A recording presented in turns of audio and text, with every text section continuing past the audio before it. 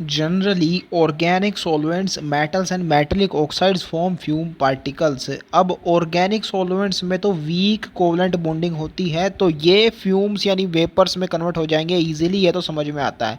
लेकिन मेटल्स में तो स्ट्रॉन्ग मेटेलिक बॉन्डिंग पाई जाती है, इनका कैसे फ्यूम पार्टिकल्स में कन्वर्जन होता है ये थोड़ा सा कंफ्यूज कर सकता है आपको। तो एक पर्टिकुलर प्रोसेस होता है वेल्डिंग, जिसको बोलते हैं एलॉय फॉर्मेशन भी कह सकते हैं, जहाँ पे दो मेटल्स को फ्यूज़ किया जाता है।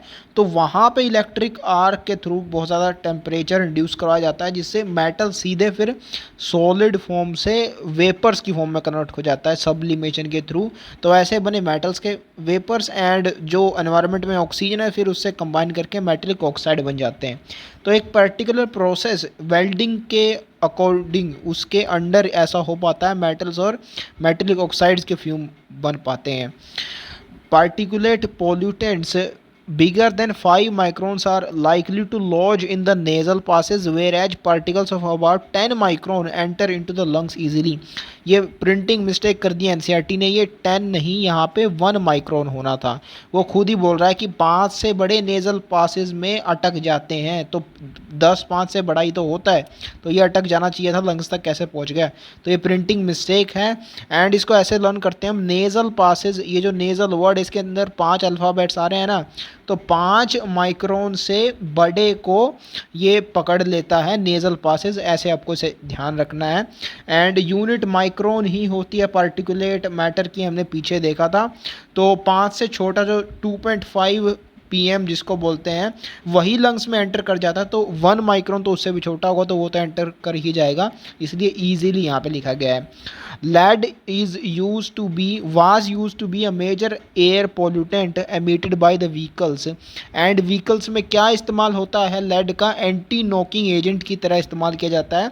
By combining with sodium metal ऐसे कंपाउंड ये फॉर्म करता है, ये हमने एस ब्लॉक चैप्टर में लर्न किया हुआ है। But now this problem has been overcome by using unleaded petrol in most of the cities in India, क्योंकि पोल्यूशन बहुत ज़्यादा कर रहा था लेड, और आगे इसके हार्मफुल इम्पैक्ट बहुत ज़्यादा है, ये अगली लाइन में गिवन है। तो इसका इसलिए इस्तेमाल बंद किया गया है, अनलेडेड पेट्रोल हम यूज़ करते हैं अब। Lead interferes with the development and maturation of RBCs. अब लेड को हम लिखते हैं, इसका सिंबल होता है पीबी। पीबी से आपको एचबी यानी हीमोग्लोबिन याद आना चाहिए, और हीमोग्लोबिन से फिर आरबीसीज याद आएंगी, यानी आरबीसीज को किसी तरह से अफेक्ट करता है लेड, ये हमें यहाँ से क्लियर होता है। लेकिन एग्जैक्टली क्या करता है ये आपको बताएगा ABCD का सीक्वेंस। KLMN जो होता है, यानी L पहले आता है M से, यानी L से लेड पहले आ गया, M से मैचुरेशन से, यानी मैचुरेशन को इंटरफेयर कर दिया लेड ने, ये ऐसे आपको ध्यान रखना है आरबीसीज की। स्मोग है नेक्स्ट टॉपिक हमारा, it is derived from smoke and fog. ये बेसिकली स्मोक का जो पहले 2 अल्फ़ाबेट्स हैं ऐसे हम वो लिए गए हैं, और फोग के लास्ट वाले 2, इन दोनों के कॉम्बिनेशन से ये बनता है। Most common type of air pollution ये करता है, ऐसा कहा गया है थ्रू आउट द वर्ल्ड। ऐसा इसलिए क्योंकि इसके जो दूसरा 2 टाइप्स हमें बताएंगे, और दूसरा होता है फोटोकेमिकल स्मोग। वो व्हीकल से जो पोल्यूटेंट एमिट होते हैं उन पे एक्शन होता है सनलाइट का, उससे बनता है। अब व्हीकल्स तो थ्रू आउट द वर्ल्ड पाए जाते हैं ना, हर जगह होते हैं हर कंट्री में, इसलिए इसको मोस्ट कॉमन बोला गया है। तो पहला टाइप है इसका classical smoke that occurs in cool humid climate. Classical के स्टार्टिंग में Cl आता है, C और L के बीच में 2 O अगर लगा दिया जाए तो कूल बन जाएगा। तो इससे ध्यान रखना है कि कूल ह्यूमिड एनवायरनमेंट में क्लासिकल स्मोक पाया जाएगा। It is mixture of smoke fog and sulphur dioxide. Smoke और फॉग ये तो इन जनरल दोनों ही टाइप ऑफ स्मोक में पाए जाएंगे, क्योंकि इन्हीं दोनों कॉम्बिनेशन होता है। यहाँ पे मेन चीज़ है sulphur dioxide which makes it a reducing mixture, that's why इसको रिड्यूसिंग स्मोक कहा जाता है। SO2 ये एसेंशियली एक रिड्यूसिंग एजेंट ही होता है, इसमें सल्फर की ऑक्सीडेशन स्टेट है +4, एंड सल्फर आता है ग्रुप 16 में, जिसकी ग्रुप ऑक्सीडेशन होती है +6। तो ये खुद ऑक्सीडाइज होना चाहता है +6 में, तो दूसरे को रिड्यूस करेगा, रिड्यूसिंग एजेंट की तरह एक्ट करेगा। एंड इसको ऐसे भी कंफर्म कर सकते हैं, तो मोस्ट पॉपुलर कंपाउंड है सल्फर का सल्फ्यूरिक एसिड, उसमें भी +6 ही होती है, तो सल्फर के लिए मोस्ट स्टेबल +6 है। अब ये जो क्लासिकल स्मोक है इसको रिड्यूसिंग स्मोक कहा जाता है एंड SO2 इसी का पार्ट है। ये अल्टरनेट वे में हम याद रखते हैं। फोटोकेमिकल स्मोक में हम देखेंगे आगे इसका फॉर्मेशन कैसे होती है ये बताया गया है, तो आगे आपको कंफर्म होगा कि NO2 और ओजोन इसमें पाया जाता है जो कि ऑक्सीडाइजिंग एजेंट होते हैं। तो फोटोकेमिकल स्मोक एक ऑक्सीडाइजिंग स्मोक होगा। अल्टरनेट वे में हम याद रखते हैं कि क्लासिकल होगा रिड्यूसिंग स्मोक, एंड इसके साथ ही हमने अभी देख लिया कि SO2 एक रिड्यूसिंग एजेंट होता है, तो क्लासिकल स्मोक का पार्ट होगा वो। Next the photochemical smoke that occurs in warm dry and sunny climate. ये सनी क्लाइमेट एक कंडीशन आपने सिर्फ याद रखनी होती है इसमें, जो कि फोटो से याद हो जाती है, फोटोन जो कि सन से एमिट होता है, तो इससे ये याद हो गया। एंड जहाँ पे धूप निकल रही है सनी क्लाइमेट की वजह से वहाँ पे वार्म और ड्राई तो कंडीशन क्रिएट हो ही जाएंगी। It results from the action of sunlight on the unsaturated hydrocarbons and nitrogen oxides. Nitrogen oxides पर सनलाइट के एक्शन से ये बनता है, तो हम आगे देखेंगे, यहाँ पे फॉर्मेशन डिस्कस की गई है।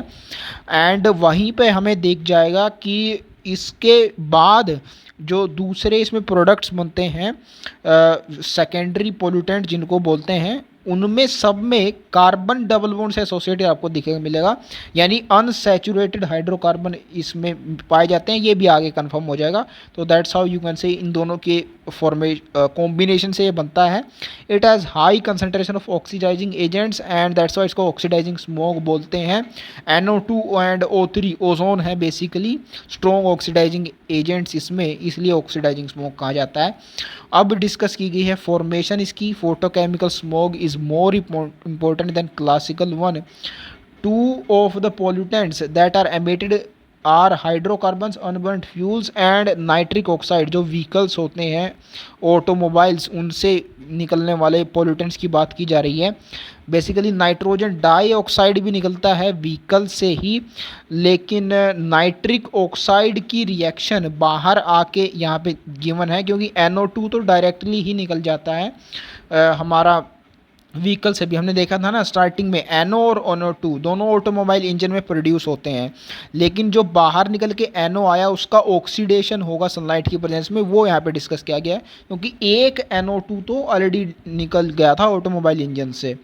When these pollutants build up to sufficiently high levels a chain reaction occurs from their interaction with sunlight in which NO is converted into nitrogen dioxide NO2।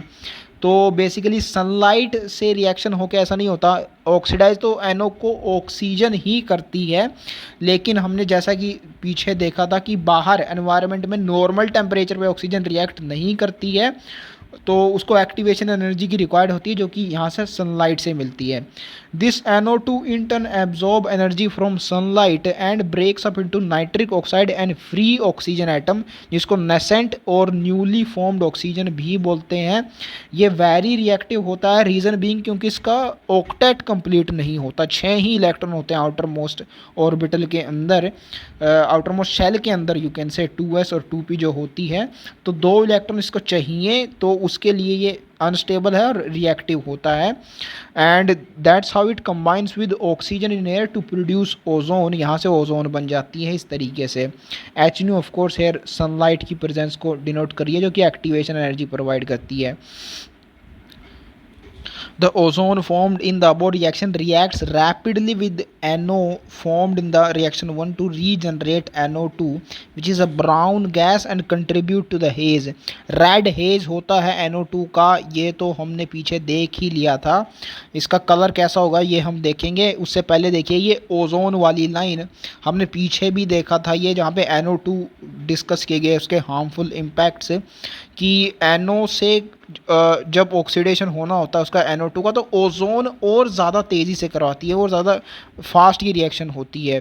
तो वही यहाँ पे डिस्कस किया गया है कि रिएक्ट्स रैपिडली। रीज़न इसका ये है कि ओजोन अनस्टेबल होते हैं, क्योंकि इसके इनसाइड ही ये रिएक्टिव वाला ऑक्सीजन एटम प्रेजेंट होता है, O2+O होता है ये। तो रीजनरेट हो गए यहाँ से NO2, एंड NO2 तो ब्रेक ही हो रहा था सनलाइट की प्रेजेंस में, तो अगेन नेसेंट ऑक्सीजन यहाँ से प्रोड्यूस होगी एंड ये साइकिल चलता ही रहेगा। करेगा। तो यहाँ रिएक्ट कर रहा है ओजोन NO से टू प्रोड्यूस NO2 और ऑक्सीजन यहाँ पे रिलीज हो जा रही है। Ozone is a toxic gas and both NO2 and O3 are strong oxidizing agents and can react with the unburnt hydrocarbons in the polluted air to produce the secondary pollutant which are named as formaldehyde, acrolein and oxy acetyl nitrate pan. इससे पहले ये चीज़ हमने छोड़ दी कि colour कैसा होता है NO2 का। NO2 के कलर के लिए बेसिकली क्लास 12 जो केमिस्ट्री का चैप्टर है P ब्लॉक, वहाँ आपको जाना होगा। आयरन के साथ वहाँ पे ब्राउन रिंग टेस्ट होता है एक नाइट्रेट का NO3 माइनस का। अब नाइट्रेट हमने देखा था एसिड रेन में NO2 से ही बनता है उसके ऑक्सीडेशन से, तो अगर नाइट्रेट ब्राउन कलर दे रहा है तो NO2 का भी ब्राउन ही कलर होगा, ये वहाँ से आपको ध्यान होगा। And ozone is a toxic gas. Basically toxic हम उस चीज़ को बोल सकते हैं जो बहुत ज़्यादा रिएक्टिव है या फिर अनस्टेबल है ओजोन के अंदर, क्योंकि नेसेंट रिएक्टिव वाली एटॉमिक ऑक्सीजन होती है, इसलिए ये ज़्यादा अनस्टेबल है, इसलिए इसको टॉक्सिक कहा जा सकता है। एंड NO2 एक स्ट्रॉन्ग ऑक्सीडाइजिंग एजेंट है, इसको अगेन आप वैलेंसी से समझ सकते हैं। इसमें नाइट्रोजन की +4 ऑक्सीडेशन स्टेट है, लेकिन नाइट्रोजन 15 ग्रुप का मेंबर है और वहाँ पे +3 ऑक्सीडेशन ग्रुप ऑक्सीडेशन है, जो ज़्यादा स्टेबल नाइट्रोजन के लिए। तो ये खुद पीछे आना चाहता है, रिड्यूस होना चाहता है, तो दूसरे को ऑक्सीडाइज करेगा, दैट्स वाई ये स्ट्रॉन्ग ऑक्सीडाइजिंग एजेंट है। और जो अनबर्न्ड फ्यूल्स निकले थे अब इन पे एक्ट करेंगे, इनका पूरा कंबशन करवाएंगे ये दोनों स्ट्रॉन्ग ऑक्सीडाइजिंग एजेंट्स। एंड सबसे पहले यहाँ पे फॉर्मेल्डिहाइड की फॉर्मेशन आपको समझ लेनी है, जो कि हम जानते ही हैं। बेसिकली हाइड्रोकार्बन चैप्टर में हमने देखा हुआ है कि मीथेन की रिएक्शन जब ऑक्सीजन के साथ होती है कंट्रोल्ड ऑक्सीडेशन के केस में, तो मीथेन से मीथेनल बनता है, मीन्स फॉर्मेल्डिहाइड। वहाँ पे MO2O3 molybdenum oxide as a catalyst act कर रहा था एंड वाटर भी वहाँ पे रिलीज हो रहा था। ये सिमिलर रिएक्शन वहाँ पे था, डिफरेंस सिर्फ इतना कि यहाँ पे ऑक्सीजन था। तो ये रिएक्शन हम ऑलरेडी देख चुके हैं, फॉर्मेल्डिहाइड यहाँ पे बनेगा। एंड फॉर्मेल्डिहाइड में 2 हाइड्रोजन आ चुके हैं, तो CH4 में 2 हाइड्रोजन बचे, तो ये वाटर की फॉर्म में रिलीज हो जाएंगे। तो पहला जो कंपाउंड बन रहा है सेकेंडरी पोल्यूटेंट, यहाँ पे आगे इसकी भी डेफिनेशन आएगी, फॉर्मेल्डिहाइड है, वो सिर्फ इतना हमें समझना है। बाकी दोनों पोल्यूटेंट, क्योंकि फॉर्मेल्डिहाइड में C डबल बॉन्ड O होता है, तो बाकी दोनों में भी C डबल बॉन्ड O होना चाहिए, तो उन सब की स्ट्रक्चर इससे हमें क्लियर हो जाती है पहले से ही। एंड दूसरा इसमें दिया हुआ है एक्रोलीन, ये इसी के सिमिलर कंपाउंड एक आपको पॉलीमर चैप्टर में मिल जाएगा, जिसको एक्राइलो नाइट्राइल बोलते हैं हम। बेसिकली ये जो पहला ग्रुप है एक्राइलो या फिर एक्रो, इन दोनों का सिमिलर मीनिंग होता है CH2 डबल बॉन्ड CH। अब नाइट्राइल लगा हुआ है इसके पीछे, तो आपको साइनाइड ग्रुप लगा देना है, पॉलीमर चैप्टर में मिलेगा। एंड एक्रो के आगे लीन लगा हुआ है, तो यही है, ये एनवायरमेंटल केमिस्ट्री में फॉर्म्ड होने वाला है फोटोकेमिकल स्मोक के अंडर। तो फॉर्मेल्डिहाइड आएगा इसमें, क्योंकि स्टार्टिंग में फॉर्मेल्डिहाइड फॉर्म हो रहा है, तो सब में आएगा। तो आपको CH डबल बॉन्ड O यहाँ पे लगा देना है। तो इन दोनों को हम एक साथ लर्न करते हैं, क्योंकि स्ट्रक्चर इनकी सिमिलर है। लास्ट वाले की स्ट्रक्चर उसके नाम से क्लियर होती है, पर ऑक्सी, मैंने इसमें ऑक्सीजन ऑक्सीजन सिंगल बॉन्ड है यहाँ पे जो दिखाया गया है। एंड एसिटाइल मतलब CH3CO, इस ग्रुप को एसिटाइल बोलते हैं हम। एंड नाइट्रेट मीन्स NO2, तो शॉर्ट फॉर्म में इसको पैन बोला जाता है, पर ऑक्सी एसिटाइल नाइट्रेट। तो ये तीनों हो गए सेकेंडरी पोल्यूटेंट, जिनकी डेफिनेशन अब आगे आएगी। इफेक्ट्स ऑफ फोटोकेमिकल स्मोक पहले ही डिस्कस किए गए यहाँ पे। Both ozone and PAN act as powerful eye irritant. Basically ये जो ओजोन होता है ये ENT, आई नोज थ्रोट, तीनों के लिए इरिटेंट की तरह एक्ट करता है। इसको ऐसे याद रखो, ओजोन में 3 ऑक्सीजन आते हैं ना, तो ENT तीनों के लिए इरिटेंट की तरह एक्ट करता है। अब इससे आगे जुड़ा हुआ ये पैन के साथ, एंड पैन को अगर उल्टा पढ़ें तो आप नैप बन जाता है, जिसका मीनिंग होता है सोना। तो सोना हम आइज़ की हेल्प से करते हैं, एंड इसलिए इससे आप याद रखेंगे कि आई इरिटेंट होता है पैन परऑक्सी एसिटाइल नाइट्रेट, यहाँ से हमें ध्यान रखना है ये। Ozone and nitric oxide irritate the nose and throat and their high concentration causes headache, chest pain, dryness of the throat, cough, difficulty in breathing, etc। तो सबसे पहले तो यहाँ पे ओजोन की बात की जा रही है, जो कि मैंने आपको बताया कि तीनों के लिए इरिटेंट होता है, लेकिन उसके साथ नाइट्रिक ऑक्साइड यहाँ पे लगा दिया गया है, तो इसको भी कंसीडर करना है हमने। मैंने आपको स्टार्टिंग में बताया था कि NO2 एक लंग इरिटेंट होता है, क्योंकि इसमें एक ऑक्सीजन ज़्यादा आ रहा है तो थ्रोट से भी आगे निकल गया, वो लंग में चला गया, तो मोर पावरफुल होता है, ऐसे हमने याद किया था। उससे पहले आता है नाइट्रिक ऑक्साइड NO, ये नोज और थ्रोट इरिटेंट होता है। इसको ऐसे याद रखो, नाइट्रिक ऑक्साइड NO में एक ऑक्सीजन आता है ना, तो एक O जिन पार्ट्स में आ रहा है उनको ये इरिटेट करेगा। नोज़ में भी एक O आता है और थ्रोट में भी एक O आता है, तो इससे इसके इरिटेंट हम याद करते हैं नाइट्रिक ऑक्साइड के। और ओजोन तो तीनों को करता ही है, ये हम ऑलरेडी जानते हैं। एंड इसके जो सिम्टम्स दिए गए हैं आगे, वो काफ़ी हद तक रिलेट करते हैं जिन ऑर्गन्स को ये अफेक्ट कर रहे हैं उससे। जैसे ड्राइनेस ऑफ थ्रोट है, थ्रोट को ये इम्पैक्ट करता है। कफ भी इसी से एसोसिएटेड है, खांसी, गले के इरिटेशन से ही। और डिफ़िकल्टी इन ब्रीदिंग, अगर खांसी हो रही है तो ब्रीथ करने में भी डिफ़िकल्टी होगी ही। एंड बाकी ये जो दोनों चीज़ें, हेडक, अगर आई इरिटेट हो रही है ओजोन से, और थ्रोट भी, मतलब नोज़ वाला रीजन, आई और नोज़ वाला रीजन ये फोरहेड के काफ़ी पास होता है, तो अगर ये इन दोनों को इरिटेट कर रहा है मतलब हेडक तब ये पहुंच ही जाएगा, क्योंकि फोरहेड तक पहुंच जा रहा है, तो हेडक इससे लर्न होगा। एंड डिफ़िकल्टी इन ब्रीदिंग से एसोसिएटेड है चेस्ट पेन, तो ये सिम्टम इससे लर्न हो जाएगा। बेसिकली अगर आपको ये पता है कि किन ऑर्गन्स को ये स्पेसिफिक पोल्यूटेंट टारगेट करते हैं, कहाँ इरिटेशन करते हैं, तो सिम्टम्स आप खुद से भी प्रेडिक्ट कर सकते हैं। Photochemical smoke leads to the cracking of rubber and extensive damage to the plant life. अब ये हम जानते हैं कि रबर एक सेकेंडरी मेटाबोलाइट होता है बायोमोलिक्यूल सेप्टर से, जो कि क्लास 11 बायोलॉजी में आता है, सेकेंडरी मेटाबोलाइट, जो कि डिफेंस की तरह यूज़ करते हैं प्लांट्स। तो अगर डिफेंस मैकेनिज्म प्लांट का आप ये फोटोकेमिकल स्मोग अफेक्ट कर रहा है, तो डैमेज कर रहा है ये प्लांट लाइफ को, ऐसा आप बोल सकते हैं, इसी से एसोसिएटेड है ये।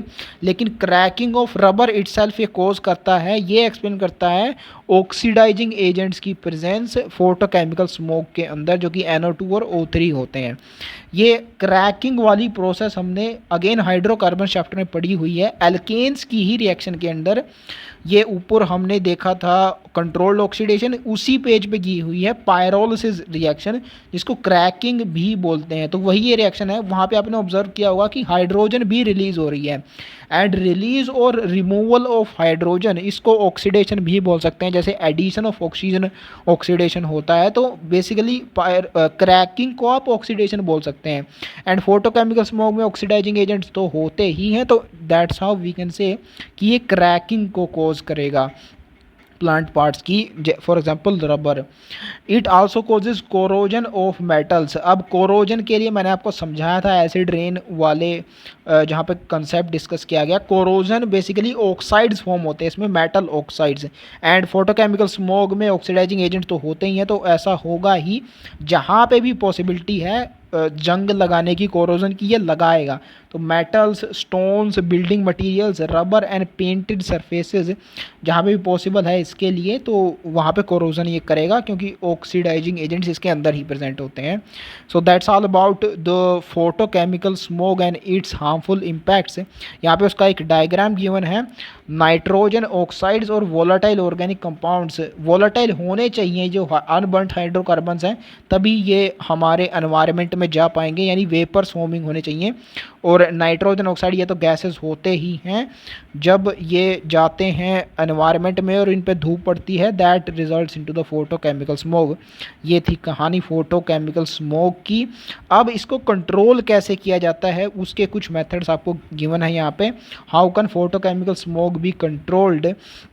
If we control the primary precursors of the photochemical smoke such as NO2 and hydrocarbons, secondary precursors such as ozone and PAN will automatically be reduced. Precursor means pollutant से आप समझ सकते हैं इसका मीनिंग। एंड यहाँ पे NO2 लिखा गया है प्राइमरी प्रिकर्सर एंड हाइड्रोकार्बन से। इसकी साफ साफ डेफिनेशन समझिए, जो पोल्यूटिंग सोर्स होता है डायरेक्टली उससे जो पोल्यूटेंट निकलता है उसको हम बोलते हैं प्राइमरी पोल्यूटेंट या फिर प्राइमरी प्रिकर्सर। तो वहाँ पे NO2 और हाइड्रोकार्बन्स कहाँ से निकले थे? ऑटोमोबाइल इंजन से अनबर्न्ड हाइड्रोकार्बन्स वहाँ से निकलते थे। और हमने देखा था NO और NO2 ये दोनों ही निकलते हैं ऑटोमोबाइल इंजन से। तो NO2 को भी कहा जा सकता है कि ये प्राइमरी प्रिकर्सर है। अब प्राइमरी प्रिकर्सर एनवायरनमेंट में जाने के बाद जो रिएक्शन करता है और उससे जो दूसरे पोल्यूटेंट्स क्रिएट होते हैं रिएक्शन के बाद, एनवायरनमेंट में जाने के बाद, उसको बोलते हैं सेकेंडरी प्रिकर्सर। यहाँ पे NO और NO2 और हाइड्रोकार्बन्स, NO बेसिकली जनरेट करता है ओजोन को, हमने पीछे देखा था। And ozone and NO2 then generate करते हैं पैन को, पर ऑक्सी एसिटाइल नाइट्रेट। तो ये दोनों हुए सेकेंडरी प्रिकर्सर्स। इसके अलावा एक और चीज़ है जो एनसीईआरटी में मेंशन नहीं है, लेकिन अब आपने कंसेप्ट कर लिया तो आप पता लगा सकते हैं। स्टार्टिंग में जो SO2 गिवन था उसका SO2 रिलीज़ हुआ एनवायरनमेंट में सल्फर कंटेनिंग फॉसिल फ्यूल्स के बर्न होने से, एंड उसका ऑक्सीडेशन हुआ फिर एनवायरनमेंट में SO3 में कन्वर्ट हुआ, वाटर के साथ रिएक्ट करके एसिड रेन बनाई उसने, H2SO4 सल्फ्यूरिक एसिड। तो acid rain itself is a secondary precursor. आप वहाँ से प्रेडिक्ट कर सकते हैं SO2 होगा प्राइमरी प्रिकर्सर। तो ये भी क्वेश्चन की फॉर्म में पूछा जा सकता है आपसे, क्योंकि कंसेप्ट यहाँ पे डिस्कस किया जा चुका है। Usually catalytic converters are used in automobiles which prevent the release of nitrogen oxides and hydrocarbons to the atmosphere। ये हमने पीछे देखा था अभी एसिड रेन के कंसेप्ट में, जहाँ पर डिस्कस किया गया है। NO को नाइट्रोजन ऑक्साइड्स को नाइट्रोजन N2 में कन्वर्ट करते हैं और अनबर्न्ड हाइड्रोकार्बन्स को CO2 एंड H2O में कन्वर्ट करते हैं कैटालिटिक कन्वर्टर्स। तो पहले तो ये किया जा सकता है ऑटोमोबाइल्स के केस में। And secondly there are certain plants such as Pinus, Juniperus, Quercus and Pyrus and Vitis which can metabolize nitrogen oxide and therefore their plantation help in this matter। तो इसको याद रखने के लिए मैंने एक सेंटेंस यहाँ पे लिख दिया आपके लिए, plant us and say no to NO2। Us जिन प्लांट्स के पीछे आता है जैसे पाइनस, जूनीपेरस, इन सब के पीछे अस आता है। एंड ये जो लास्ट में दिया है वीटिस, इसके स्टार्टिंग वी से होती है और एंडिंग एस से होती है, तो इसके लिए VS याद रख लो। तो इन VS भी अगेन US के सिमिलर ही साउंड कर रहा है।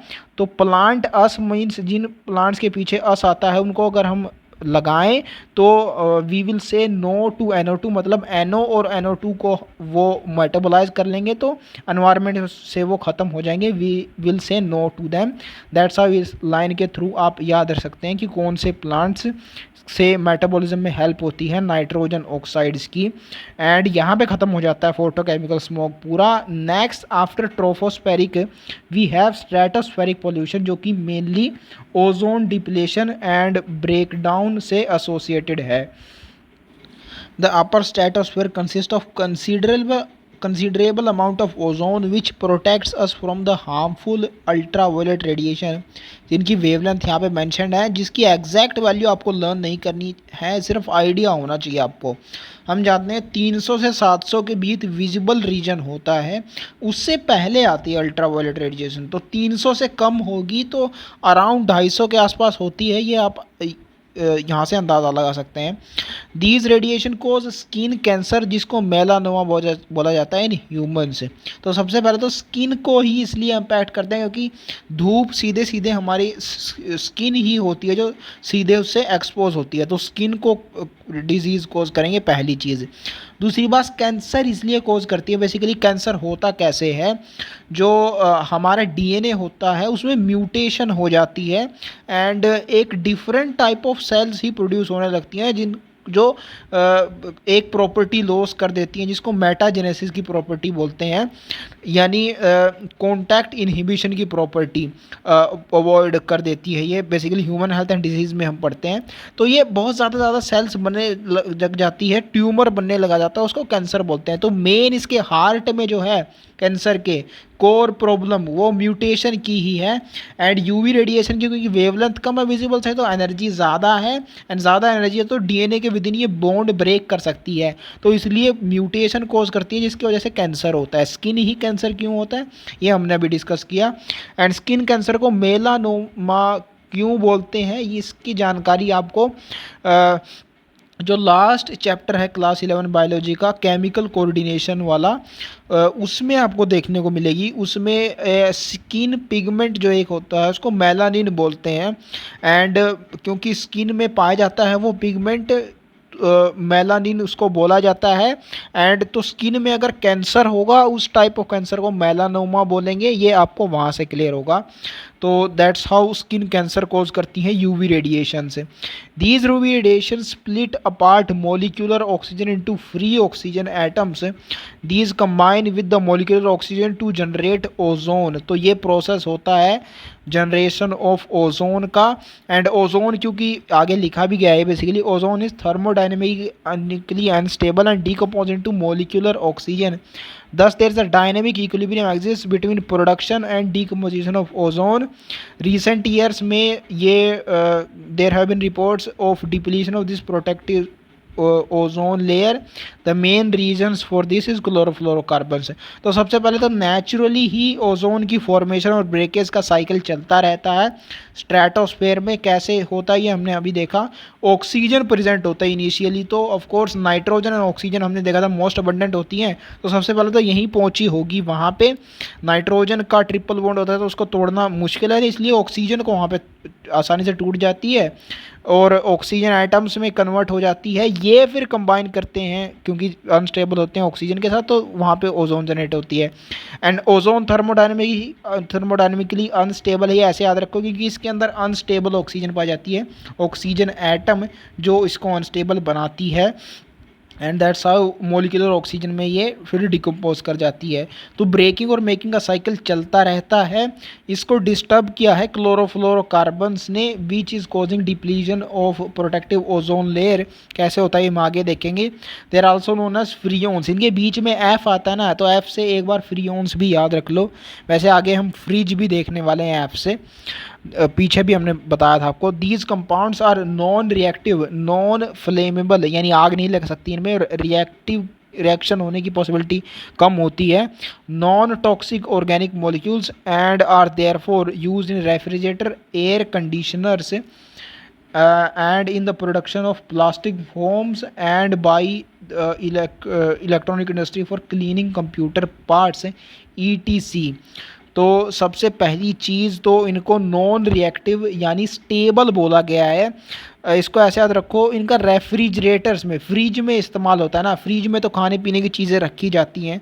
अगर वहाँ पे रिएक्टिव और टॉक्सिक कंपाउंड यूज़ होने लगे तो वो जो फूड्स वहाँ पे रखे हुए हैं उनको इम्पैक्ट कर देंगे, तो इसलिए टॉक्सिक चीज़ें वहाँ पे इस्तेमाल नहीं कर सकते आप। तो यहाँ से क्लियर हो गया कि नॉन टॉक्सिक होता है, हमने पीछे देखा था जो अनस्टेबल होता है वही टॉक्सिक माना जाता है। तो ये नॉन रिएक्टिव है, जलता नहीं है, नॉन इन्फ्लेमेबल है। ये सारी चीज़ें यही बताती हैं कि इसको खाने पीने की चीज़ों के साथ यानी फ्रिज में इस्तेमाल किया जा सकता है। ऑर्गेनिक तो इसमें कार्बन होता है, इससे क्लियर हो रहा है।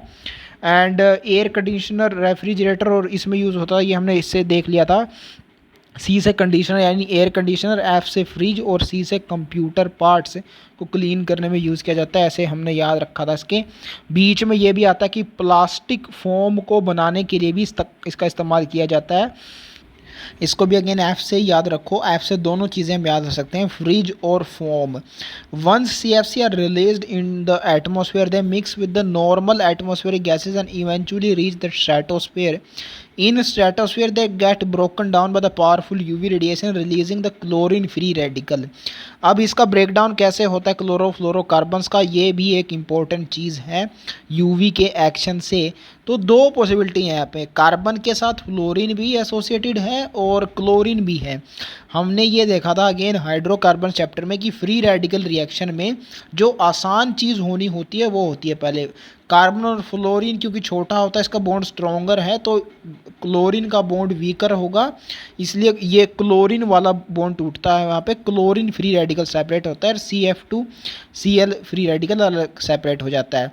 अब इससे आगे Cl फ्री रेडिकल अटैक करेगा हमारे ओजोन मॉलिक्यूल्स पर, जो कि एक पॉपुलर क्वेश्चन होता है, जो कि आप जानते भी हैं कि ओजोन को एग्जैक्टली कौन सा मॉलिक्यूल होता है जो डिग्रेड करता है। It is chlorine not molecule but the free radical, क्योंकि फ्री रेडिकल ही अनस्टेबल होता है, यही ज़्यादा रिएक्टिव होता है। क्लोरीन Cl2 मॉलिक्यूल तो उसका ऑक्टेट कंप्लीट होता है, इसलिए उसकी रिएक्टिविटी अगेन कम होती है, स्टेबिलिटी ज़्यादा होती है, ऐसा हम बोल सकते हैं। एंड यहाँ पे देखने को भी नहीं मिलता है वो, एटलीस्ट यहाँ पे तो जहाँ पे जनरेट हो रहे हैं क्लोरीन फ्री रेडिकल Cl2 नहीं होता, तो क्लोरीन फ्री रेडिकल डिग्रेड करेगा ओजोन को। एंड इसके अलावा जो दूसरा फ्री रेडिकल प्रोड्यूस होता है CF2Cl, ये क्योंकि इससे बड़ा होता है, इससे आप समझ सकते हैं कि इसकी रिएक्टिविटी कम होती है, छोटे वाला ज़्यादा रिएक्टिव होगा ये। The chlorine radical then react with the stratosphere ozone to form chlorine monoxide radicals and molecular oxygen. तो ओजोन के अंदर जो एटॉमिक ऑक्सीजन था उसके साथ कंबाइन करेगा, क्योंकि वही ज़्यादा रिएक्टिव है इसमें, chlorine free radical and chlorine monoxide radical बन जाएगा, और जो स्टेबल ऑक्सीजन थी ओजोन के अंदर वो रिलीज हो जाएगी यहाँ पे। The reaction of chlorine monoxide radical with the atomic oxygen produces chlorine radicals again, more and more chlorine radicals, जो कि अगेन ओजोन को अटैक करेंगे। तो क्लोरीन मोनोक्साइड इस एटॉमिक ऑक्सीजन के साथ रिएक्ट कर रहा है, यहाँ पे दोनों ऑक्सीजन मिल जाएंगे और O2 रिलीज हो जाएगा, और ये दोबारा रीजनरेट हो जाएगा क्लोरीन फ्री रेडिकल, जो कि ओजोन को अटैक करा था। The chlorine radicals are continuously regenerated and cause the breakdown of ozone, thus CFCs are transporting agents for continuously generating chlorine radicals into the stratosphere and damaging the ozone layer. क्योंकि शुरुआत तो CFC से ही हो रही है, तो transporting agent chlorine radicals के यही हैं, ये ऑब्वियस चीज़ होनी चाहिए आपके लिए। एंड कौन सी रिएक्शन में क्या हो रहा है, शुरुआत कहाँ से हो रही है, सीक्वेंस आपसे पूछा जा सकता है, तो ध्यान से इन सभी रिएक्शंस को आपने ऑब्जर्व करना है।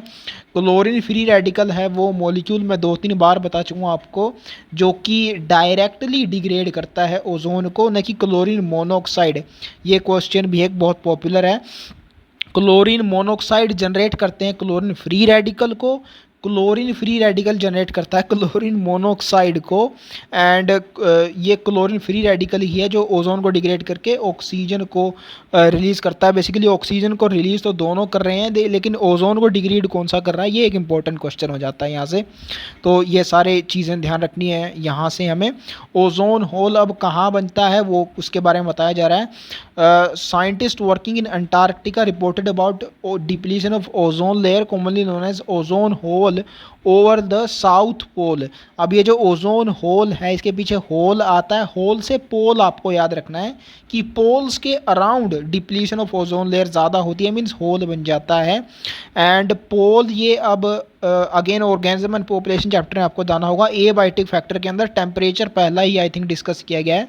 तो वहाँ ये आता है कि जैसे जैसे आप पोल से ग्राउंड की ओर जाते हैं, नॉर्थ और साउथ पोल से, तो टेम्परेचर इंक्रीज होता है, यानी पोल्स पे टेम्परेचर कम होता है, टेम्परेचर कम होने की वजह से बर्फ़ वहाँ पे पड़ती है। तो यहाँ से आपको ध्यान आ जाएगा कि पोल्स पे टेम्परेचर कम होता है और बर्फ़ वगैरह यहाँ पे पड़ती है। अंटार्कटिका बेसिकली वो रीजन होता है जहाँ पे आर्कटिक बेसिकली आप बोल सकते हैं, अंटार्कटिका भी उन्हीं में आता है, जहाँ पे टेम्परेचर बहुत कम पाया जाता है और बर्फ़ के पहाड़ पाए जाते हैं। तो यहाँ से होल से पोल आपने याद रखा कि टेम्परेचर कम वाले रीजन में होगा।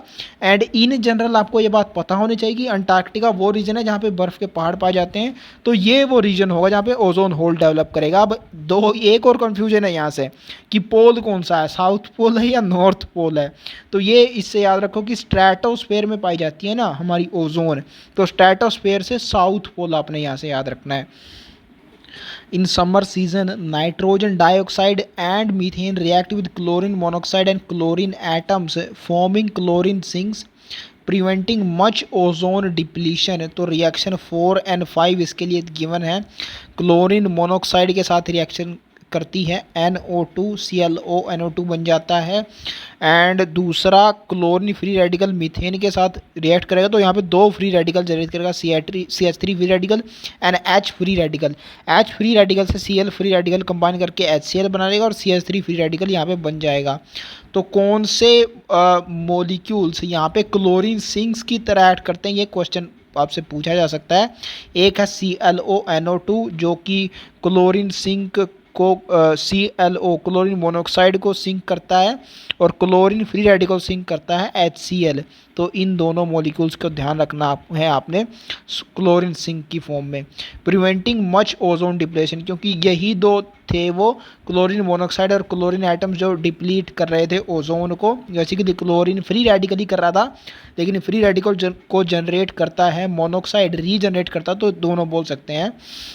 Whereas in winter, special types of clouds called polar stratospheric clouds are formed over the Antarctica.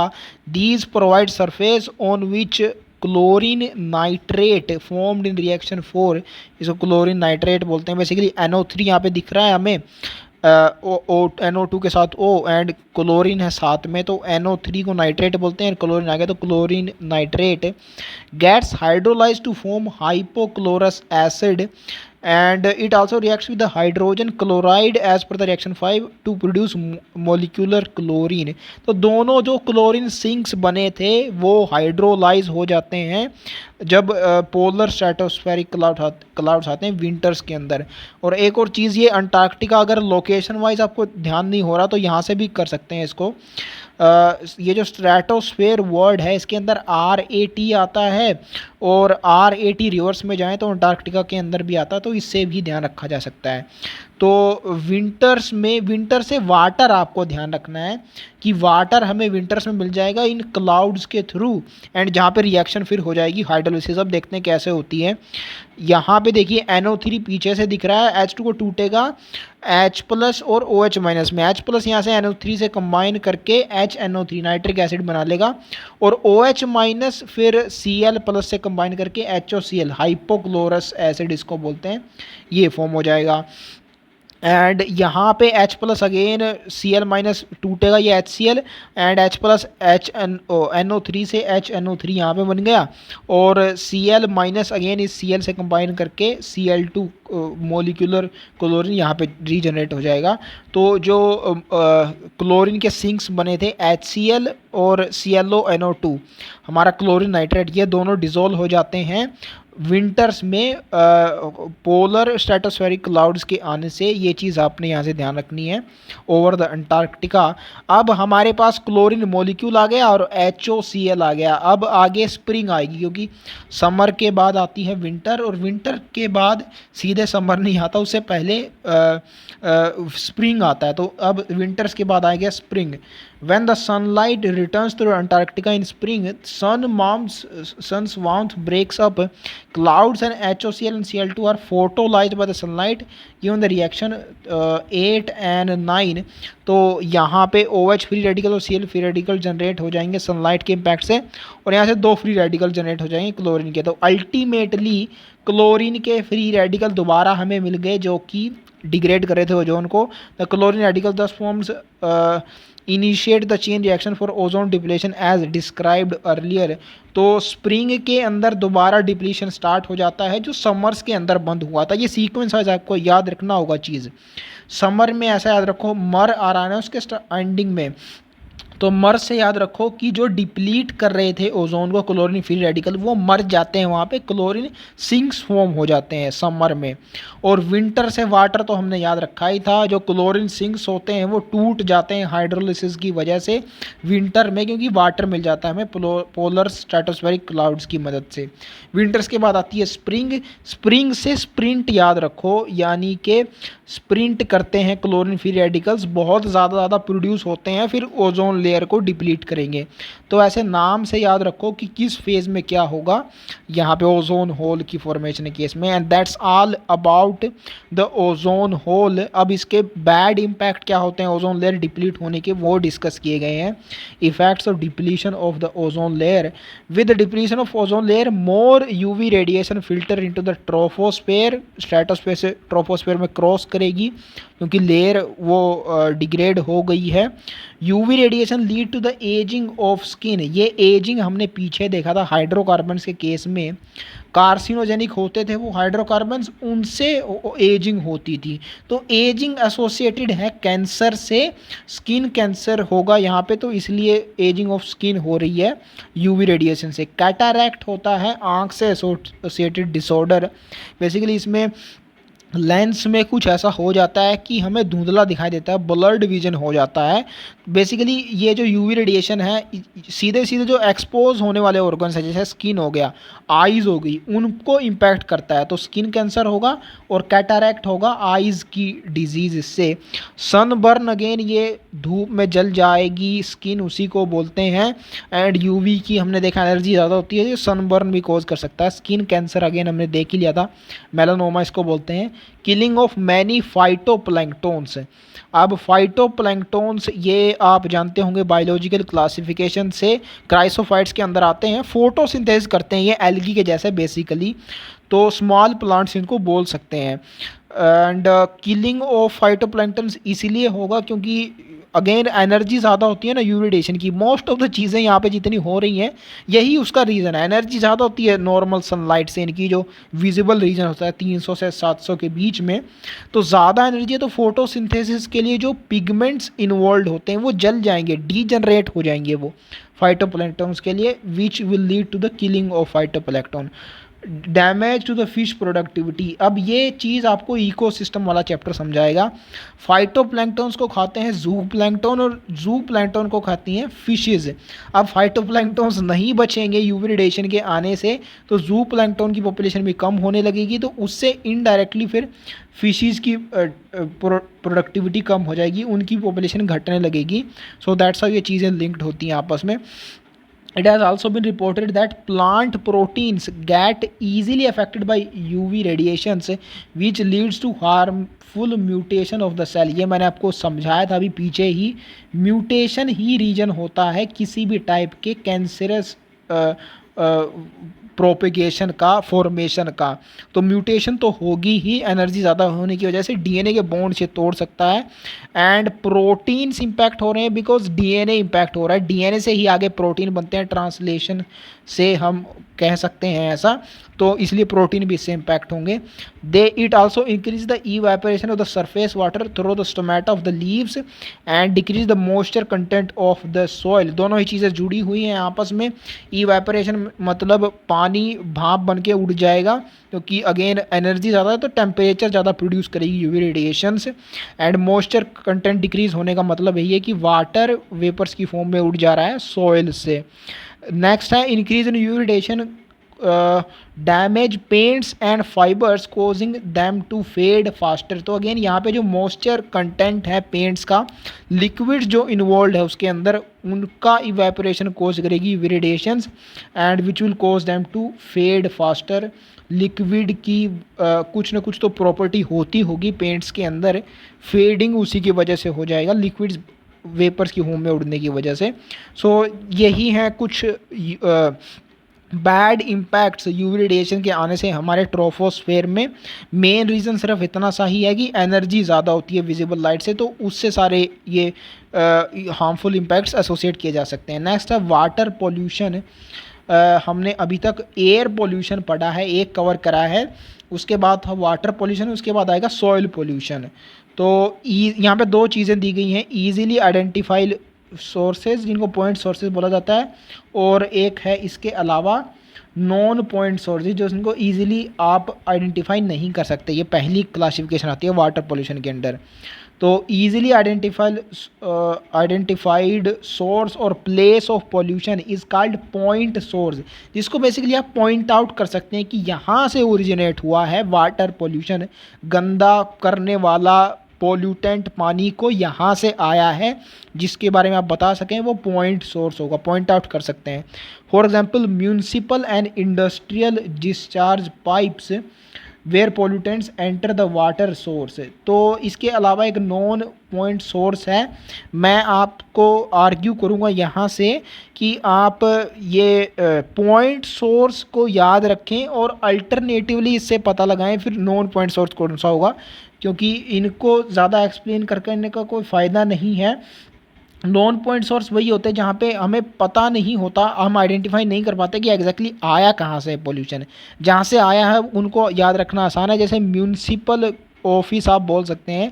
Municipal office नहीं, एग्जैक्टली जो एरिया होता है जहाँ पे म्यूनसिपल वेस्ट इकट्ठा होता है, वहाँ से अगर वाटर बॉडी में डिस्चार्ज या फिर लेक्स में डिस्चार्ज कर दिया जाए इसका म्यूनसिपल वेस्ट, तो आप बोल सकते हैं कि एक पर्टिकुलर प्लेस है वहाँ से आया है। और दूसरा इंडस्ट्रियल डिस्चार्ज पाइप्स, यानी इंडस्ट्री से जो हैवी मेटल्स की जहाँ पे टॉक्सिक हैवी मेटल्स रिलीज होते हैं, मेटल इंडस्ट्री या फिर किसी भी दूसरे टाइप की इंडस्ट्री, हमें पता है कि यहाँ से निकला है वेस्ट जो जिसने वाटर को पोल्यूट किया है, तो यहाँ पे भी सोर्स को आइडेंटिफाई किया जा सकता है।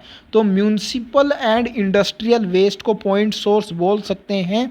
इसके अलावा जो कोई भी ऑप्शन में आपको दिखे उसको नॉन पॉइंट सोर्स मानना। हम देख भी लेते हैं इनको। Basically non point source of pollution are those where source of pollution can not be easily identified. जैसे एग्रीकल्चरल रन ऑफ पहले दिया हुआ है। Agriculture run off means from farm animals and crop land से।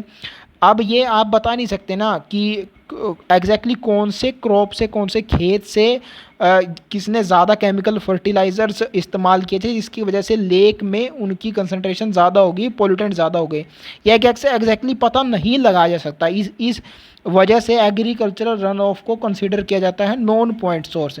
इसी तरीके से acid rain, storm water drainage, acid rain का भी क्या सोर्स होता है ये नहीं पता लगाया जा सकता। कहाँ से SO2 और NO2 वहाँ पे आई हैं, किस एरिया से, बादलों में, जिसकी वजह से एसिड रेन फॉर्म हुई है ऐसा।